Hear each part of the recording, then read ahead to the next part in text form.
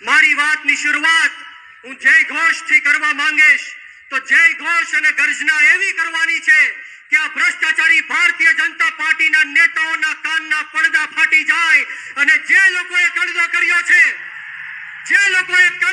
છે અને વર્ષોથી જે ખેડૂતોને લૂંટી રહ્યા છે એવા કણદા કરવા વાળાના પણ કાન ફાટી જાય તો તૈયાર છો?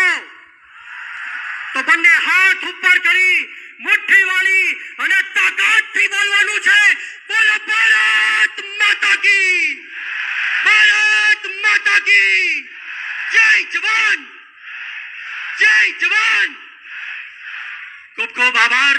મંચ ઉપર બિરાજમાન આમ આદમી પાર્ટી દિલ્હીના પૂર્વ મંત્રી ગોપાલ રાયજી, આમ આદમી પાર્ટીના પ્રદેશ અધ્યક્ષ અને આપણા સૌના ટાઈગર ઈશુદાન ગઢવીજી, યુવાનોના પ્રેરણા સ્ત્રોત, યુવાનોના આદર્શ, યુવાનોના માર્ગદર્શક વિસાવદરના ધારાસભ્ય ગોપાલભાઈ ઇટાલિયા, ચૈતરભાઈ વસાવા, હેમંતભાઈ ખવા અને તમામે તમામ આમ આદમી પાર્ટીની ટીમનો આ તકે હું ખૂબ ખૂબ આભાર વ્યક્ત કરું છું. અને મારી સામે પધારેલા જગતના તાત, જગતના બાપ, અન્નદાતાઓ, ખેડૂતોને નતમસ્તક વંદન કરીને આપ સૌનું ખૂબ ખૂબ સ્વાગત કરું છું, ખૂબ ખૂબ આભાર વ્યક્ત કરું છું. દોસ્તો, સમય ખૂબ ટૂંકો છે, સમય ખૂબ જ ટૂંકો છે, એટલે મારી વાણીને જલ્દીથી વિરામ આપીશ.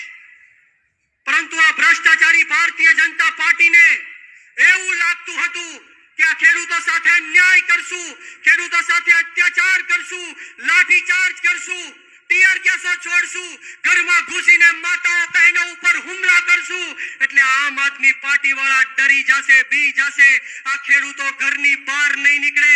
પરંતુ આ ભ્રષ્ટાચારી ભારતીય જનતા પાર્ટીને કહેવા માંગીશ કે ક્યાં સોચે थे नहीं लौटेंगे, अरे गलत, जब तक तोड़ेंगे नहीं तब तक छोड़ेंगे नहीं.